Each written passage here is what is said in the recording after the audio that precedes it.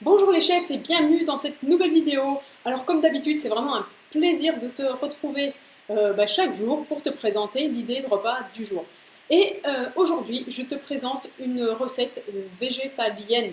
Ça veut dire qu'il n'y a pas de poisson, pas d'œufs, pas de mollusques. Qu'est-ce que je dis? Pas de poisson, pas de viande, pas de mollusques. Bah oui, pas d'œufs, pas de miel, rien qui ne provient des animaux, pas de lait, rien, rien, rien. Mais attention, te sauve pas, tu verras, elle est super bonne, j'ai l'habitude de la faire et on en oublie justement qu'elle est végétalienne. Allez, on va tout de suite sur le magnifique blog La Gourmandise selon Angie. Franchement, j'adore ce blog, je t'invite à y aller. Et en plus, il y a une magnifique recette de counis. Pourquoi counis? Parce que c'est des cookies brownies en fait.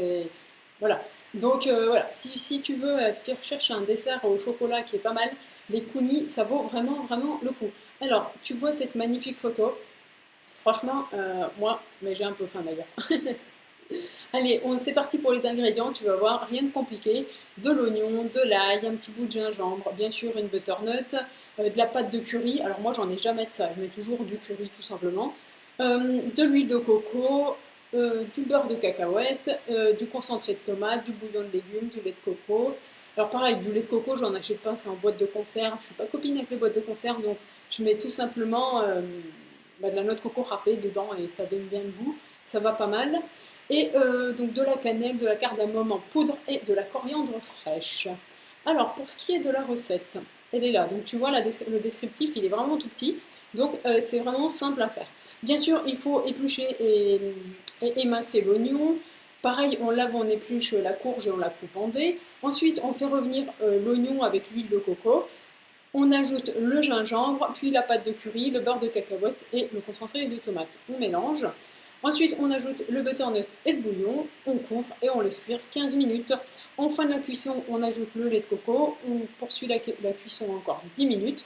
En fait, voilà, c'est jusqu'à ce que la butternut soit bien cuite. Et ensuite, on sert avec la coriandre fraîche, quelques cacahuètes concassées, et en accompagnement, ce que tu veux, du riz, du quinoa, du blé, vraiment ce que tu veux. Il y a un ingrédient qui est important, je ne te l'ai pas dit, c'est le beurre de cacahuète. Donc, ouais, en fait, c'est le lait de coco et c'est aussi important en fait pour donner de la texture à ta sauce. Comme tu vois ici, la sauce, elle a une bonne consistance et donc en fait, c'est ce qui va donner la consistance à ta sauce. Donc, ne fais pas l'impasse sur ces deux ingrédients. Donc voilà, c'est terminé pour cette vidéo, j'espère qu'elle t'a plu.